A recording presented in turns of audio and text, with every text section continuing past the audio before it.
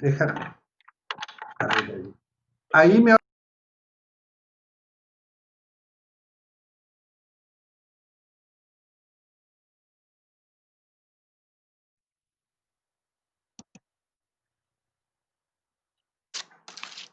Les damos la más cordial bienvenida a todas las personas que nos están mirando en este segundo día de transmisión. Mi nombre es Carla Araujo y es un honor para todos quienes formamos la Fundación Pacarina Yuya Yapac e IDEA Corporación presentarles de este evento, ya que con las temáticas y sus expositores nos ayudarán a entender y afrontar la situación actual. Primer seminario COVID-19. Pandemia y crisis social en la globalización capitalista. El objetivo de este seminario es entender las consecuencias multidimensionales de la pandemia causada por la COVID-19, desde sus aspectos estructurales y científicos en el marco de la globalización capitalista, destacando los elementos centrales de la crisis social, económica y sanitaria que atraviesan el Ecuador y el mundo. La metodología. Los y las expositoras contarán con 60 minutos para presentar su ponencia, la cual deberá estar enmarcada en los objetivos propuestos por los expositores. Sin embargo, las y los ponentes podrán abordar el tema desde su propia perspectiva y conocimiento. Luego de la exposición de las ponencias, se realizará una ronda de preguntas a través del chat dirigidas a los ponentes, las mismas que se agruparán y serán respondidas por ellos, para lo cual él o la expositora contarán con 1 hora. Además, queremos recordarles que durante la presentación vamos a compartir un link para que ustedes puedan enviarnos sus preguntas. No se olviden también de registrar su asistencia. Ahora vamos a presentarles a la ingeniera Gloria Erazo Ballesteros, quien es presidenta de la Fundación Pacarina Yuyapac. Bienvenida. Muy buenas tardes a todos y todas. Gracias por acompañarnos en este segundo día de conferencias. Esperemos que todos estos temas que vamos a tratar nos den pautas para poder abordar la crisis en la que estamos viviendo y buscar algunas soluciones para ella. Les doy la más cordial bienvenida y gracias por acompañarnos en este segundo día de transmisión. Muchas gracias. A continuación, les voy a presentar la ponencia Aportes de la ciencia y la investigación frente a la pandemia de la COVID-19 en el Ecuador y el mundo, a cargo del Dr. César Pacimilla. Les voy a presentar un poco más sobre el Dr. César Pacimilla. Doctor en Medicina y Cirugía, especialista en Genética Médica y Genética Molecular Humana. Máster en Biología de las Enfermedades Tropicales. Doctor en Biología, especialidad en Genética. Miembro de la Academia Ecuatoriana de Medicina, fundador y presidente de la Sociedad Ecuatoriana de Genética Humana.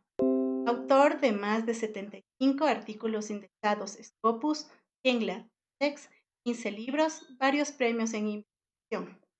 Actualmente es el director del Centro de Investigación Genética y Genómica de la Facultad de Ciencias de la Salud, Universidad de Quito.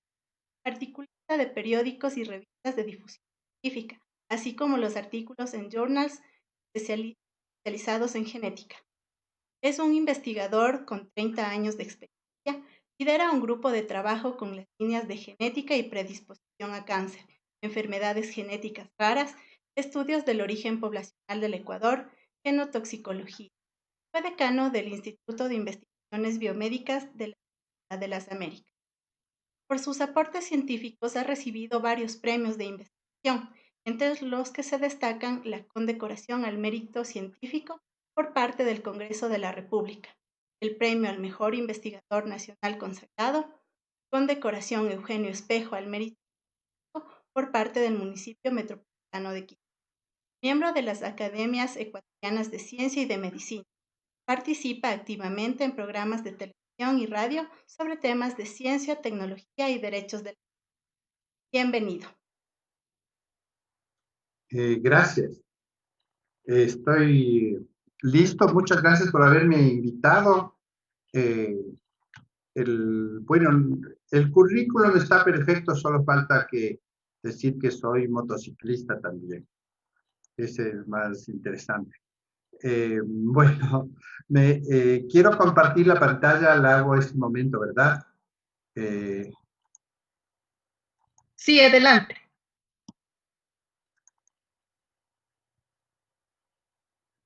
Eso, ahí estamos. Muy bien. Entonces, ahí está bien la pantalla Sí, ahí. sí, Ahí puede está. proyectarme. Sí, está bien. Perfecto. Bueno, entonces voy a correr un poquito, tengo un poco limitado mi tiempo hasta las 7:30 como tope, porque tengo que dar otra charla, así es que voy a correr un poco, ¿ya? ¿Qué hemos aportado desde el punto de vista científico en el mundo sobre el tema de la pandemia? Yo he hecho una lista de cuestiones que podemos ver desde la identificación del virus, que fue lo primero que teníamos que pasar para saber qué estaba ocurriendo con una nueva enfermedad con síntomas raros. Después se descubrió las formas de contagio. Luego se hizo casi a las 3 semanas de que aparece el virus, ya se tenía la secuencia completa del material genético de este virus. Después se hizo todas las descripciones clínicas que habían aparecido hasta ese momento. Luego se han ido aumentando síntomas. Hay una serie de síntomas que presentan la enfermedad. Después se entendió lo que ocurría en el individuo, la parte del funcionamiento patológico, la fisiopatología, el entendimiento de cómo es la respuesta inmunitaria y cómo es la patología de esta respuesta, los estudios y diseños epidemiológicos que se hicieron para entender la enfermedad, el desarrollo de pruebas de diagnóstico que aparecieron muy rápido, y entre estas las dos más importantes, la PCR, la cuantitativa, y las rápidas que son la inmunoglobulina G y la inmunoglobulina M, y el planteamiento de aprendizaje sobre tratamientos. Esto es una cuestión que se sigue viendo qué mismo ocurre con los tratamientos, los ensayos clínicos sobre nuevas y posibles terapias, la investigación de vacunas hasta llegar a las primeras preparaciones de vacunas que están en este momento, como ustedes saben, ya discutiéndose. Entonces, esta es en realidad la visión general de lo que ha pasado con el COVID. Yo voy a hacer algunas puntualizaciones de cada uno de estos temas, que es lo que nosotros hemos, digamos, seguido, y tenemos algunos datos de ciertas cuestiones. Este es el virus. Ustedes saben que el virus tiene una cápsula, una parte central donde está el material genético, y estas proteínas, que son las más interesantes, importantes, que se llaman de espiga, que son las que en realidad sirven para pegarse al hueso. A través de esto se pega al hueso. Sabemos que la contaminación fue a partir de animales, probablemente, lo más probable, los murciélagos, que estos contagiaron de forma casual. Parece que el virus estaba ya circulando en murciélagos desde hace unos 2 años o un poco más, y a través de este contagio entran al alveolo pulmonar y producen los daños que hoy sabemos que producen. Entonces, esta parte del virus, que es la proteína S, es la que se pega a la célula hasta entrar en la célula. ¿Dónde se pega? En un receptor, en una parte de otra proteína que se llama la ACE2. Esa es la más importante y voy a algunas veces a repetir la ACE2. Entonces, ¿qué sabemos ahora? Que el virus nuevo se mantiene 3 horas en el aire, sobre el cobre 4 horas, sobre el cartón 24, sobre el plástico 2 a 3 días, sobre el acero de 2 a 3 días. Hay todavía discusión si es que estas partículas que se encuentran en estos elementos son partículas contagiosas o no son contagiosas. Entonces, lo más probable es que sí sean contagiosas, y por eso es que todas las medidas que se está dando de desinfección frecuente y de cuidado de estar tocando cuestiones donde hayan pasado incluso individuos con el problema para no contaminarse. Aquí hay una discusión también nueva sobre dónde está el virus en algunos fluidos.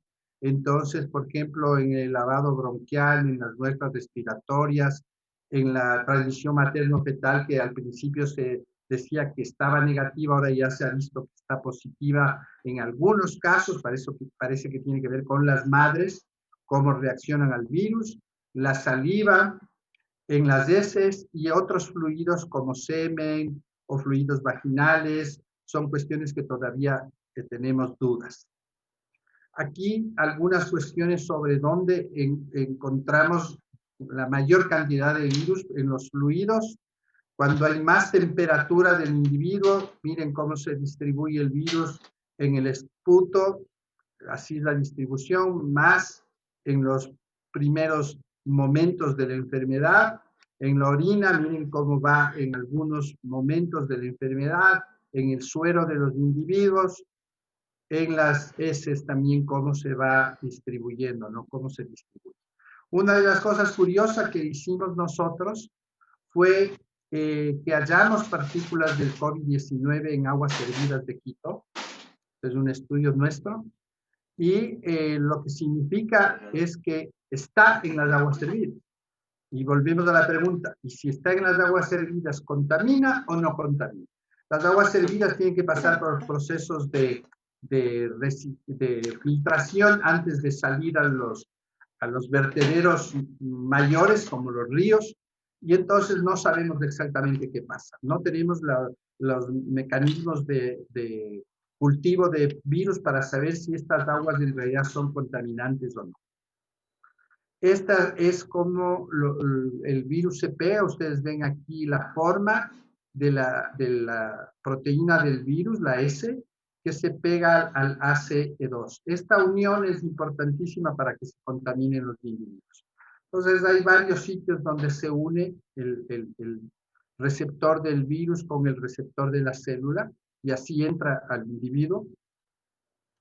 Hoy sabemos del genoma de los virus, sabemos exactamente qué partes tiene el genoma del virus. Hay 29.000 letras químicas de la vida en el virus y están repartidos en diferentes genes, por ejemplo, a los que producen la proteína con la cual se reproduce el virus, que es la RNA polimerasa, o la proteína de la espiga está en esta parte, y diferentes porciones del virus que sabemos ahora a través de la secuencia que se ha hecho. También sabemos lo que se llama el proteoma, es decir, qué proteínas produce el virus. Y aquí está la formación tridimensional de las diferentes proteínas que forman el virus. Y entonces hoy sabemos bastantes cosas del virus y por eso es que hemos logrado, digamos, perseguirle a este virus hasta saber cómo se comporta, qué produce, etcétera, ¿no? La capacidad de contagio es una de las cuestiones que han ido cambiando. Teníamos que el virus contaminaba de 1.4 a 2.5 personas, pero hoy se ha cambiado esto y está acá arriba. Probablemente está contaminando entre 8 a 9 personas, y esto es una de las cuestiones que han preocupado desde el punto de vista científico, ¿no? ¿Por qué es tan agresivo este virus en el contagio? Ya les voy a explicar por qué. Estos son los riesgos de contagio por sitio, ya que estamos en el semáforo. Vehículo casa, farmacias, vías públicas, restaurantes, consultorios médicos, cómo va aumentando, mercados, supermercados, bancos y cajeros, elevadores, hospitales, transporte público, es como el tema del contagio va aumentando dependiendo de todos estos sitios, y por eso es que los cuidados que se tienen que tener.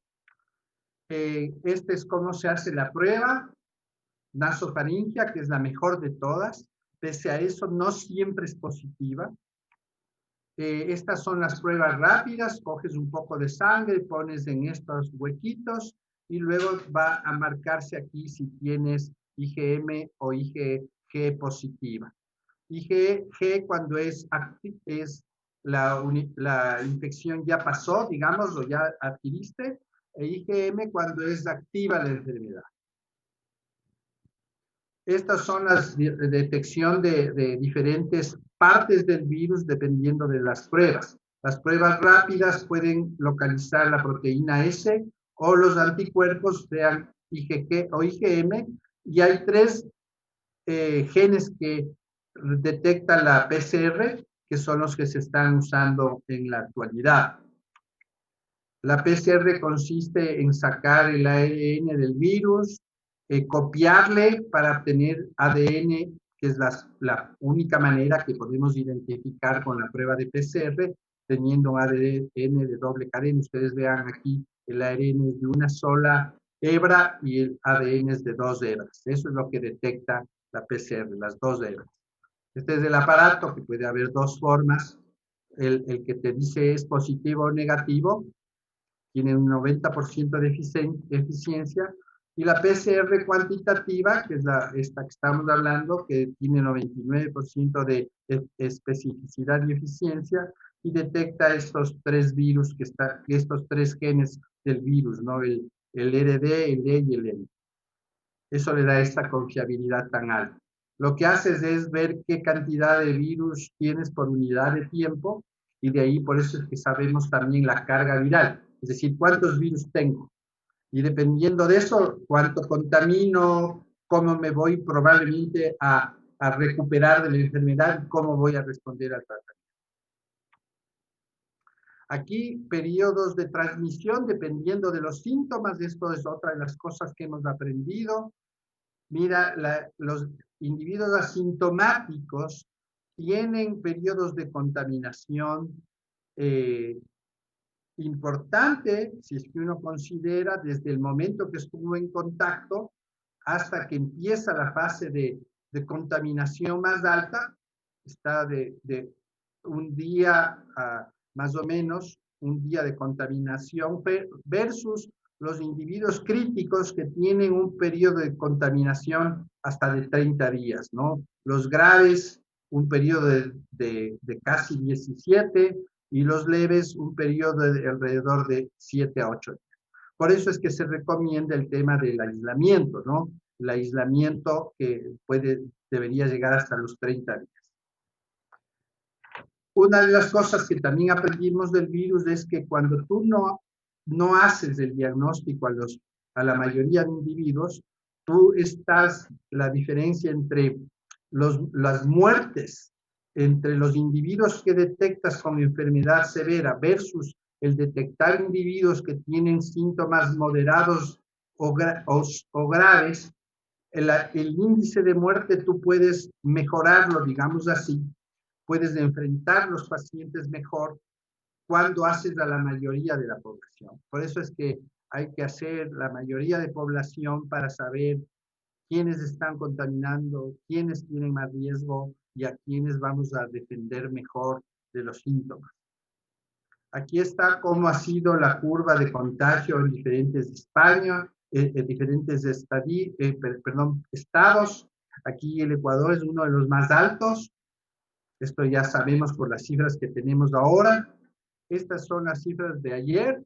Ustedes ven aquí, tenemos 92,000 confirmados, pese a que aquí hay este dato de 101,000 confirmados, y los fallecidos son 6,000. Cuando usas estas cifras de 6,000 versus 101,000, la letalidad del virus está en 5.9. Pasamos de las primeras fases de 2.5 ayer a 5.9, y hubo días que llegamos hasta 10% de mortalidad. Entonces es un virus que ha sido problemático, que todavía lo tenemos y que no lo hemos resuelto bien aún. Cuando yo evalúo cómo es el contagio del Ecuador versus otras partes, ustedes vean que la mayoría de pacientes están en otras partes más de 60 años, mientras que en el Ecuador la mayoría de pacientes están entre los 20 a 49 y entre los 50 a los 64. Y más bien las otras edades son menores. Este comportamiento nos hace pensar que hay una diferencia en cómo los individuos se protegen o son más o menos susceptibles al virus. Esto voy a explicar un poquito más.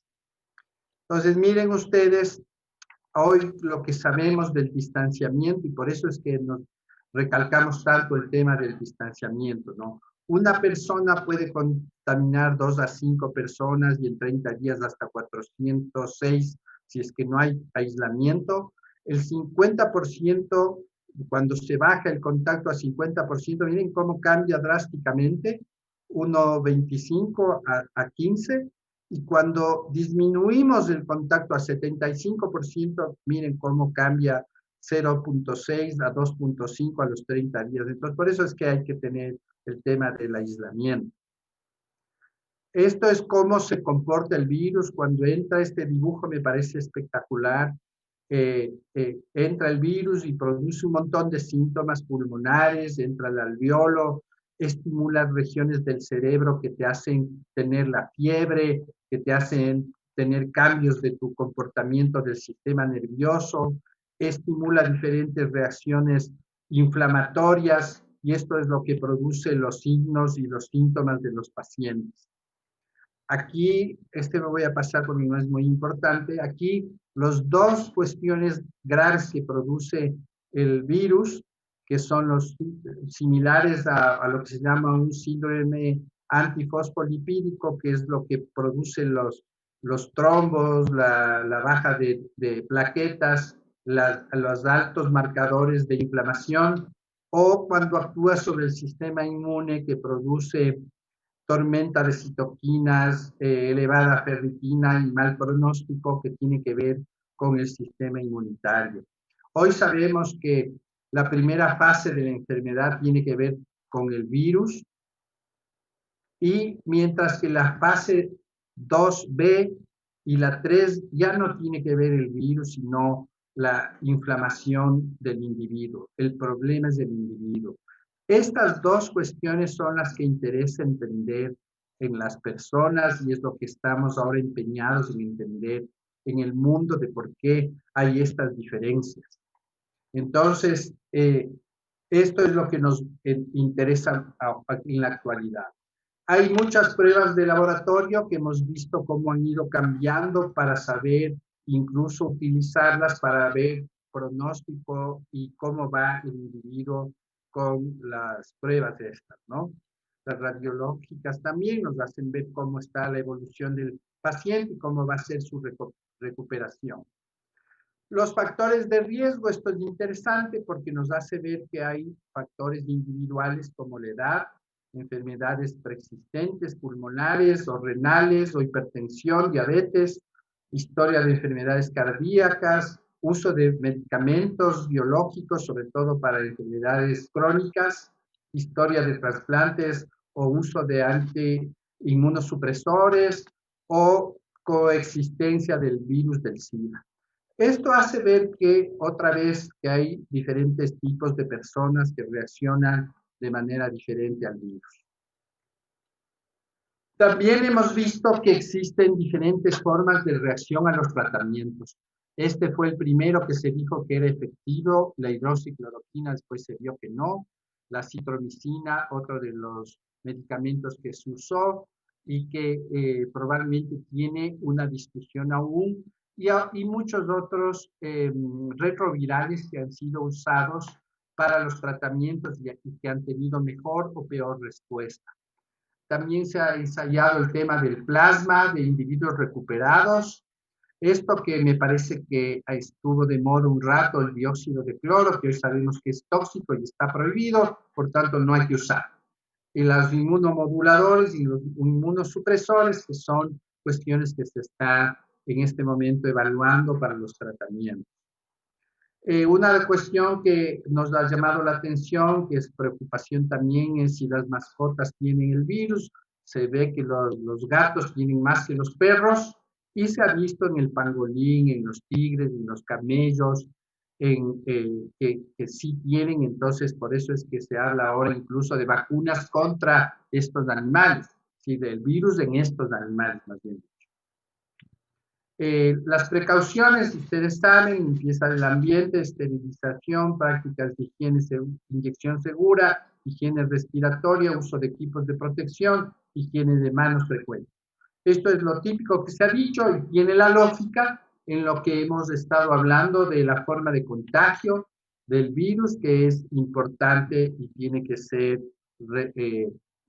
controlada y actuar de esta manera en la sociedad. Ahí me entró un poco a mi mundo, el de la genética. Nosotros antes podíamos ver un gen por un gen de los individuos, pero ahora podemos ver genes en conjunto, como si hubiera una diferencia entre un pescador con caña y un pescador con red. Pues ahora podemos analizar hasta 30.000 genes de una sola, ¿no? Antes teníamos que hacer de uno en uno. Con esta tecnología, que son los biochips, este es el tamaño, ahí tengo yo 4.000 genes de una sola, hasta 10.000 puedo analizar en un solo chip. Con esta tecnología, que este es del equipo de la nueva generación que se llama de secuenciación, puedo saber cómo es el comportamiento de los genes de quien sea. Esta es toda la secuencia del virus. Ustedes vean que el ojo humano es muy difícil que lo analice, usa softwares y computadoras para saber cada letra química del material genético del virus, ¿no? Tenemos 29.720, como habíamos dicho, ¿no? Aquí es como se ve ya con el software las diferentes porciones de los genes del virus hasta llegar a tener toda la secuencia, ¿no? Todita la secuencia, sabemos desde de la letra de la vida número 1 hasta la de 29.720. Eso nos ha servido para tener un mapa genético del virus. Es decir, esta porción es con la proteína S, esta E es de la parte esta de los genes que están por aquí, la N en esta parte del núcleo y así diferentes formas del mapa físico, genético del virus. Hoy está circulando en el mundo, empezó a circular esta cepa que se llamaba la G614 y la D614. Entonces, se tenía dos cepas. Esta, que era la primera que apareció, la D614, y ahora está la G614. Simplemente es el cambio de una base nitrogenada por otra, no de un aminoácido por otro.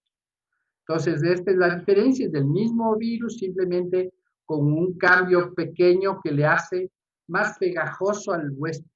Este era más agresivo, este anaranjado, hemos pasado a un virus más pegajoso, más contaminante, y esperemos que con el tiempo se mute a una forma más benigna. Esto es la primera secuencia que supimos del virus, y luego ha ido cambiando diferentes secuencias hasta aparecer unas secuencias en que se han ido, ustedes ven estas letras U, L, I, son formas de denominar las mutaciones que hemos ido descubriendo. Hoy tenemos descritas en realidad hay más de 70.000 genomas ya descritos y más de 200 mutaciones del gen. Entonces, cuando sabemos esto, podemos dar mejores visiones de ciertas cuestiones del virus. Podemos saber que todos los virus vienen de China en negro y han ido yendo al Asia más azulitos. Los magenta son todos los que se han visto en América, los rojos los que se han visto en Europa y los azules claros los que se han visto en África. Entonces, esto es lo que sabemos ahora a través del análisis de los genomas de los virus. Aquí es más o menos la misma historia para saber de dónde vienen los virus del mundo y los virus ecuatorianos, todos parten de China y se han ido diseminando en el mundo. Y el virus ecuatoriano, el primero descrito, vino de Inglaterra en realidad. Esto sabemos de Inglaterra y Holanda. Entonces, sabemos que el virus ecuatoriano vino de Holanda, es del mismo grupo, está aquí. Y sabemos ahora que vino de China, Inglaterra, Holanda y vino al Ecuador, el primero que tuvimos la secuencia. Hoy sabemos que tenemos otros tipos de virus. Tenemos estos todos estos en azulitos son los virus que se han descrito en el Ecuador. Hay más de 25 tipos de virus ya descritos en el Ecuador. Este es un trabajo muy interesante de una de las universidades con un colega que ha trabajado sobre estas secuencias virales. Aquí están los virus ecuatorianos, las dos cepas más importantes que están circulando en el Ecuador, que ahora sabemos. Estas son las dos cepas que están circulando en el Ecuador, la A1B y la A2RE. Entonces, hoy sabemos muchas cosas del virus y por eso es que podemos hacer nuevos planteamientos. Esto es cómo se demostró que el virus es de origen natural y no fue creado en un laboratorio. Se comparó el virus, la secuencia de se comparó con varios, con los del pangolín, con los de los murciélagos, con el anterior virus del SARS-CoV-1, con otros del murciélago, y se determinó que la secuencia viral es casi la misma entre todos, y por eso es que también se avanzó rápido en las vacunas, porque se sabía ya las secuencias y se pudo trabajar con nueva información para crear las vacunas. Esta es la noticia que circuló hace algún tiempo de que el origen era natural, para ya destruir cualquier teoría del complot que se hablaba de que no es verdad, el virus es natural. Esto es la irradiación del virus, lo que habíamos visto antes como brazos de un árbol, pues esta es la forma de irradiarse del virus, ¿no? Con las diferentes cepas que les mostré antes. Hay dos, aquí entro un poco más al tema de por qué hablamos de diferentes tipos de individuos. La población en general, si yo la distribuyo así, la población general, la mayoría de personas están en la mitad. Esta es la población que tendría una reacción normal con el virus, el 55%. Habrá una población resistente al virus, un 20%, y una población muy susceptible, que sería un 15% de pacientes graves y un 5% de muy graves, que incluso podrían llegar a la muerte. Esta distribución es típica en genética de una distribución que se llama de muchos genes, poligénica, como dice el título, muchos genes implicados. Entonces, esto nos hace pensar, cuando analizamos otro tipo de datos, por ejemplo, el comportamiento en población negra de Estados Unidos, el comportamiento de muchas otras poblaciones que tienen que ver con diferente predisposición al virus, nos hace ver que tenemos un origen diferente.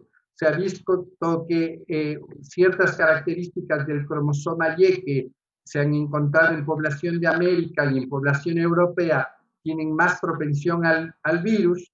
Entonces, todo esto nos hace pensar que hay diferentes genes que nos dan resistencia y predisposición. También apareció el tema del grupo sanguíneo A como más susceptible y el grupo 0 como más resistente. Y esto sí sabemos ahora que es verdad y que tenemos que considerar como mecanismos de defensa ciertos marcadores genéticos de los individuos. ¿Qué pasó aquí? Que no se me va, ya. Entonces, hoy tenemos que, desde el punto de vista de genes de predisposición, tenemos variantes comunes que pueden darme una susceptibilidad, variantes moderadamente raras que también me proporcionan susceptibilidad e interacción de genes-ambiente que definen la predisposición al huésped. Entonces, esto hoy en gráfico podemos decir lo siguiente: si es que esta es la población general, tenemos una población que va a tener una alta predisposición, una población que va a tener ciertos genes de predisposición sumado a efectos del ambiente. En niños, sobre todo, genes de predisposición y lo que se llama estados preexistentes de enfermedad, que es lo que me está produciendo enfermedad. Entonces, si es que esto es cierto, yo podría estudiar a los individuos, por ejemplo, los ecuatorianos, podría estudiar estos genes de predisposición, de herencia dominante, o ciertos genes diferentes que podrían estar dándome información de por qué una persona se enferma más grave que otra persona. Entonces, eso está en los genes y eso es lo que nosotros hemos planteado como una forma de enfrentar. Esto ya pasamos. Aquí es una forma muy importante de cómo se comporta el virus. Miren ustedes, la tasa de muerte es altísima en población negra versus otros tipos de poblaciones, ¿no? Entonces, esto nos hace ver que hay una cuestión genética, aparte del tema socioeconómico, que no podemos dejarlo a un lado, ¿no? O sea, también se ha visto que la población negra de Estados Unidos es la menos atendida en salud, por tanto, el tema de la enfermedad también es muy frecuente. El Ecuador tiene una composición étnica interesante, es trihíbrida, tenemos genes de europeos, de africanos y de nativoamericanos. Entonces, si esta composición es así, tenemos que tener genes de predisposición diferente en cada grupo poblacional. Entonces, los mestizos se van a comportar de una manera, los indígenas de otra y los afroecuatorianos de otra, dependiendo de cómo es la composición étnica de cada grupo, ¿no? Y dependiendo de cómo son sus genes. Por eso es que podemos decir que sí existe predisposición. Cuando analizamos cómo se comporta el virus tiene que pegarse a la célula y pensamos que esto ocurre igual que ocurre con el virus del SIDA, que sabemos más cosas. Entonces, el virus se pega, en este caso está el CD4, pero se pega igual al receptor ACE2, que les decía que es el más interesante y más importante.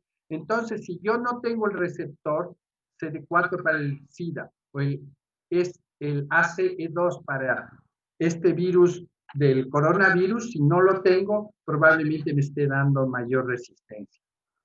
Entonces, hoy sabemos que la resistencia va a tener que ver con los factores de riesgo, las condiciones preexistentes, de cómo es el virus, las cepas que hemos hablado, si es la 1, la G, o si es la D, la cepa, va a ser más agresivo, y cómo es el comportamiento inmunológico del virus. En esta correlación es la que vamos a tener la predisposición genética. Pues hoy sabemos que el gen ACE2 tiene que ver con casi 200 genes que tienen que ver para la predisposición genética. Esto lo hemos hecho por diseños de computadoras y bajo esa perspectiva, si yo correlaciono los genes que conozco del virus con los genes que conozco de los humanos, puedo llegar a determinar al menos un grupo de más o menos 10 genes que tienen que ver con la predisposición mayor a enfermarse de COVID. Entonces, estos son los genes que estamos ahora estudiando nosotros aquí en el Ecuador, son los que nos interesan. Participamos de un grupo internacional para evaluar justamente estos genes. Aquí tenemos de los diferentes países que están participando, nosotros acá. Y para ir terminando, las estrategias para reutilización de drogas a través de análisis bioinformático. Hicimos un filtrado correlacionando lo que sabíamos de proteínas del virus, lo que sabíamos de las proteínas de la inmunidad y lo que sabíamos de las proteínas a las cuales está actuando los diferentes fármacos. Hicimos una correlación entre estas tres cosas: proteínas del virus, proteínas del individuo y proteínas de los fármacos. Y detectamos que habían 49 fármacos que tenían que ver con diferentes genes de inmunidad y que podrían ser utilizados de estos fármacos para tratar el virus. En esto tal vez es interesante decir que el Ecuador no tiene ningún diseño de ensayos clínicos para evaluar estos genes. En Inglaterra se hizo digamos, un diseño similar. A los 6 días se inició ensayos clínicos con los fármacos que detectaron ellos, muchos de estos detectados por nuestro grupo. Aquí han pasado 160 días de esto y no hay un solo ensayo clínico que nos haga ver que si estos fármacos sirven o no para el tratamiento del COVID. Entonces, esta es la diferencia entre un país que sí le interesa la investigación versus los que no le interesan la investigación. Las estrategias para posibles vacunas, les digo algo rápido. Lo que queremos es tener proteínas que se peguen a la espiga del virus y no dejen que el virus se pegue al receptor ACE2. Esto ya se está probando en esta empresa Innofor.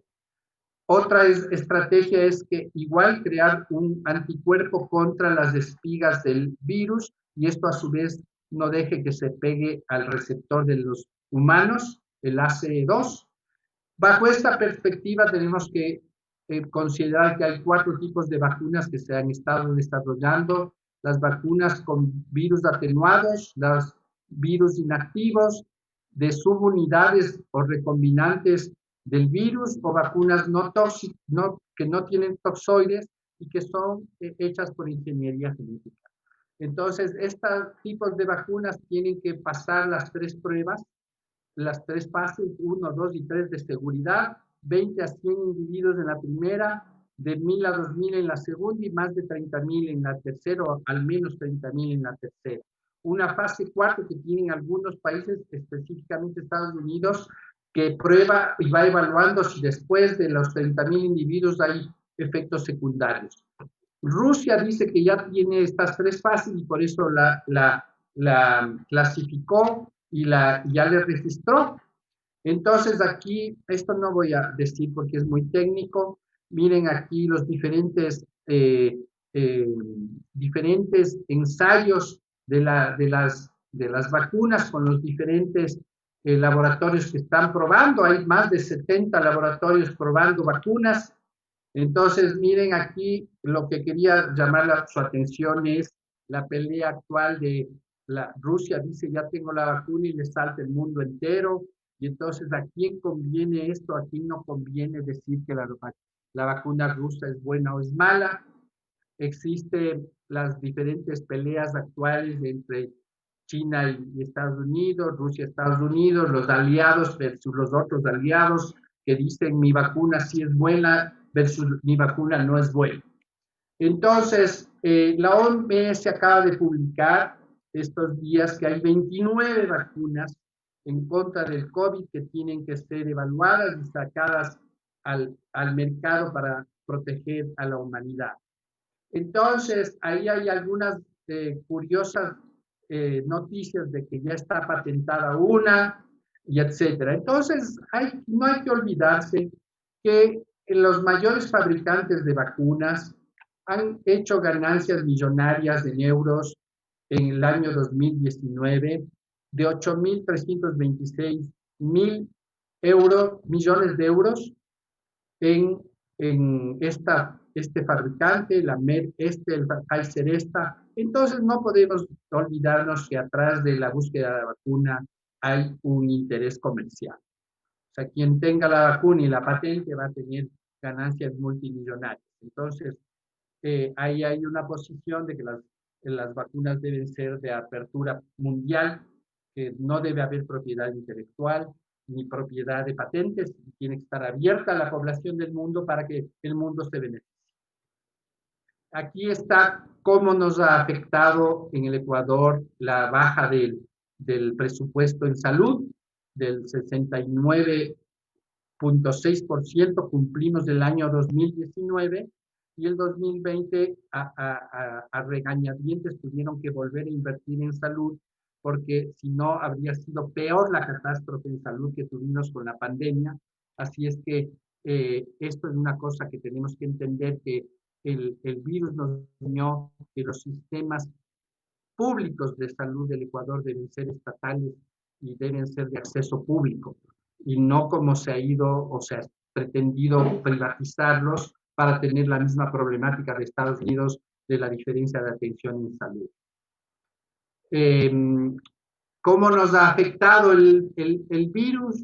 Esto es una cuestión que ya se ha hablado mucho, efectos directos en los sistemas de salud, carga extraordinaria, ascensión de las condiciones de acceso desigual, versus efectos indirectos de la oferta y demanda, su suspensión de la actividad productiva, pero mayor desempleo también, y recesión mundial, que es la que estamos viviendo, aparte de todos los problemas que hemos tenido sobre educación, comercio, turismo, manufactura, recursos naturales, etcétera. Entonces, esta es una problemática que hemos estado aprendiendo a vivir con el tema de esta enfermedad tan curiosa, ¿no?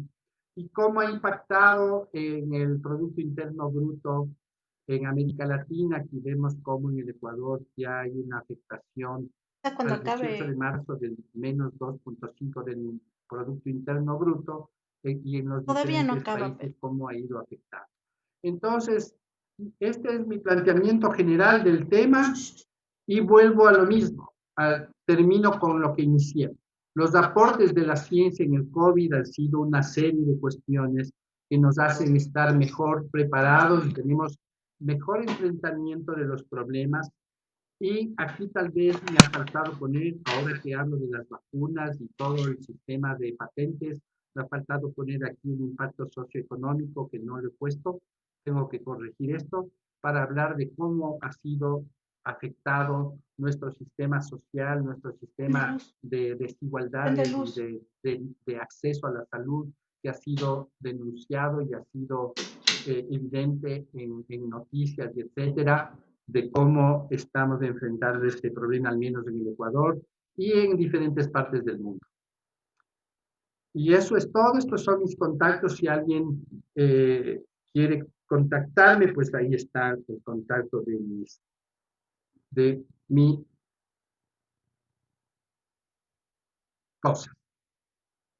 Creo que debo parar Agradecemos mucho la ponencia del doctor César Paciño. Ha sacado bastantes dudas. En este momento vamos a hacer una pequeña pausa. Les hemos preparado para ustedes un video que esperamos que les guste. Es Gracias a la vida de Mercedes Sosa. Esperamos que lo... Violeta Parra era chilena.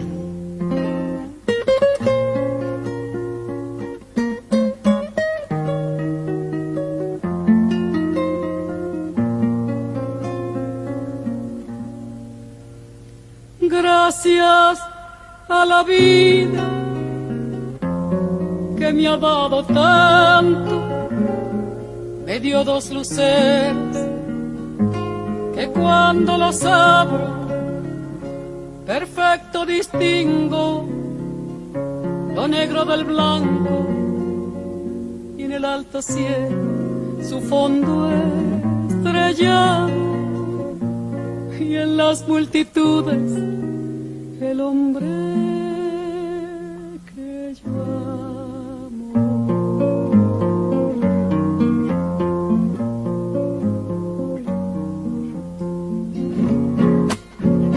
Gracias a la vida que me ha dado tanto, me ha dado el sonido y el abecedario, con las palabras que pienso y declaro, madre, amigo, hermano, y luz alumbrando la ruta del alma del que estoy amando.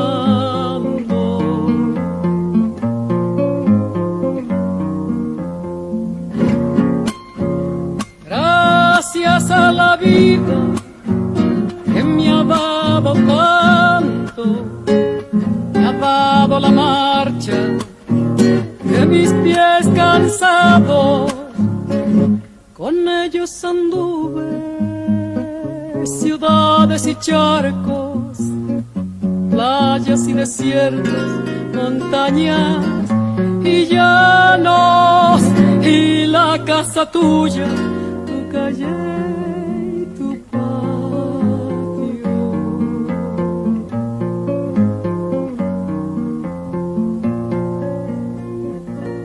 Gracias a la vida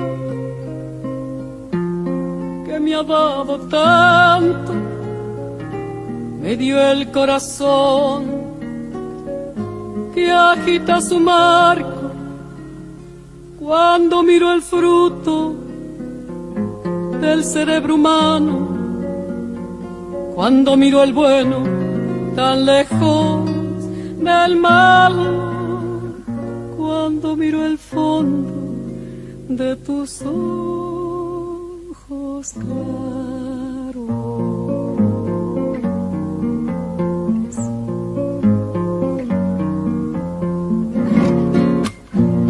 Gracias a la vida que me ha dado tanto, me ha dado la risa y me ha dado el llanto. Así yo distingo dicha de quebranto, los dos materiales que forman mi canto y el canto de ustedes, que es el mismo canto, y el canto de todos, que es mi propio canto. Gracias a la vida,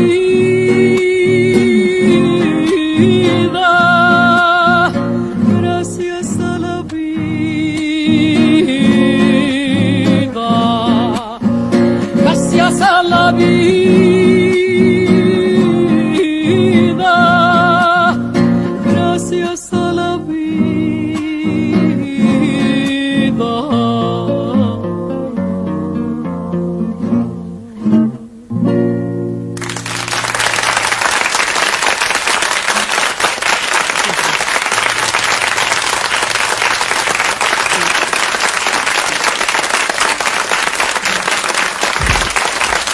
Muchas gracias.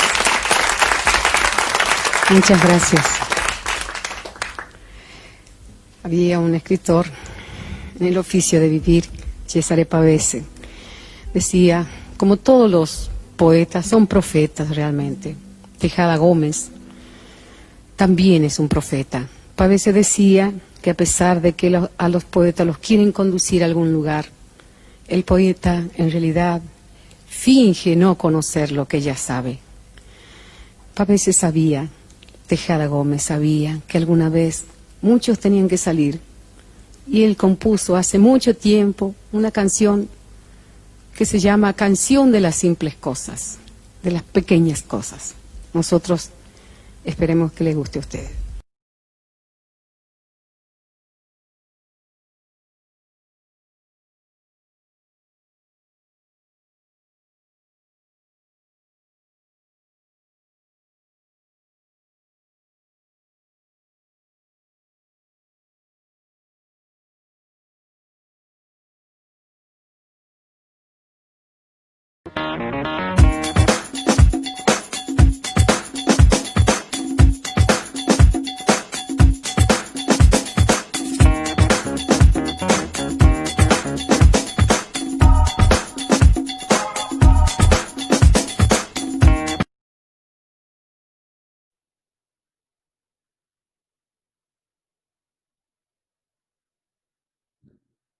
Esperamos que hayan disfrutado de este video tanto como vimos. Ahora vamos a pasar a nuestra segunda fase, que son las preguntas, entre las cuales tenemos las siguientes. ¿Es factible que la vacuna rusa llegue al Ecuador como parte del aporte del gobierno de Rusia? Es la primera. La segunda, ¿qué tan buena efectividad tienen las vacunas que se están produciendo actualmente? La tercera, ¿para desarrollar la cura se está utilizando inteligencia artificial? Por favor, le damos paso. ¿Cuándo va a llegar la vacuna?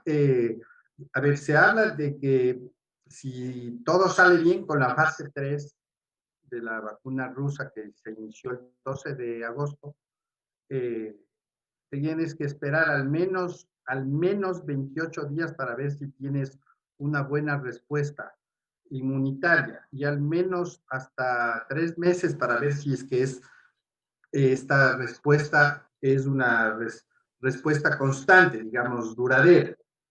A largo plazo se habla a partir de un año o 2 años. Ellos dicen que es una vacuna que va a durar al menos 2 años y que te va a dar inmunidad por 2 años. No sabemos eso porque no tenemos la vacuna. Entonces, lo que vamos es a evaluar. ¿Cuándo va a llevar al Ecuador? Hay unos acuerdos que esos son de noticia pública, que el Ecuador está conversando con Rusia, con China, con Estados Unidos, a ver quién le da la vacuna. Para mí, más allá de cuándo, es si es que efectivamente va a llegar, dependiendo de los costos y dependiendo de la prioridad del país que seas. O sea, como hay una pelea de dinero ahí atrás, nos guste o no, entonces vamos a ver quién accede primero, quién compra a mejor precio. Entonces yo creo que eso es una cuestión que es compleja. Por eso es que ahí tú te das cuenta lo importante de tener en los países de economías pequeñas y pequeños como los nuestros, lo importante de tener alianzas internacionales para decir un nombre, el Pacto Andino, UNASUR, lo que tú quieras, pero tener una fortaleza para enfrentar estos depredadores del capital, ¿no? O sea, que es una cosa espantosa. Y esta es una cuestión que tenemos que estar claros, que por eso es que tenemos que unirnos los países pequeños como los nuestros, incluso para reclamar la vacuna. Primera pregunta. La segunda es si es efectiva o no. Tenemos que partir de que las evidencias científicas que se está presentando, a mí no se me ocurre, pese a que hay evidencias históricas de que sí, que haya un investigador que plantee un tipo de vacuna que se inyecte él mismo o a su hija, como en el caso de Putin, y que luego diga que la vacuna es buena porque sí. O sea, hay demasiada evidencia científica de que apuntaría a que sí es una buena vacuna, pero hay una propaganda en contra, que es una propaganda geopolítica, porque se cuestionó, por ejemplo, que solo se evaluó 76 individuos de inicio, en la fase 1. Hay vacunas evaluadas con 45 del otro lado, pero nadie ha dicho nada. Y están dentro de la lista de 29. Se dice que no se evaluó sino a 700 algo individuos en la fase 2. Hay evaluados 300 en otra. Entonces dices, ¿a quién le creo? Entonces creo que esa es una cuestión que tenemos que estar claros, que también hay una cuestión geopolítica. Entonces, si la vacuna que ya se está repartiendo, hay 15.500 dosis que acaba de dar Rusia a su población, y más o menos por ahí es lo que se quiere hacer con las vacunas de Oxford y las de Estados Unidos, de Moderna y de AstraZeneca, y la China también que dice que ya está para salir. Entonces tenemos que un poco esperar a ver qué pasa con los voluntarios y ver si es que en realidad la vacuna va a ser útil o no. Creo que esas eran las preguntas, o había por ahí alguna otra cosa. Tenemos unas 2 preguntas más que nos acaban de llegar. Dice, el gobierno nacional, ¿qué criterios técnicos debería tomar en cuenta para adquirir la vacuna? La segunda, políticamente la decisión sería diferente. Y otra pregunta que nos acaba de llegar es, ¿qué certeza hay en el avance del desarrollo de la vacuna? Parte de una broma, oye, ¿hay gobierno nacional? Bueno, el tema es que los pasos que se han dado, tú ves que, primero que las cifras son bien raras, ¿no? O sea, a veces te dan una, después te dan otra, no sabes mismo a cuál creer o quieren mismo confundir, como dice el dicho, confúndeles para que te crean, ¿no? Entonces, podría estar ocurriendo una cosa así, pero vamos a partir de que es cierto, que tenemos cifras las que hemos presentado. Y esas son las reales, tenemos una tasa de mortalidad de 5.9 en este momento, y esto es lo que está ocurriendo. Tú ves que los hospitales dicen que están colapsados, hay las evidencias y los testimonios de médicos que dicen que sí, los directivos dicen que no. Entonces dices, aquí hay una cuestión compleja, ¿no es cierto? Partiendo de eso, yo pienso que la política de salud pública está apuntada a conseguir la vacuna. Lastimosamente, como no existe un organismo funcionante de ciencia y tecnología, no está haciéndose nada por investigación en este país.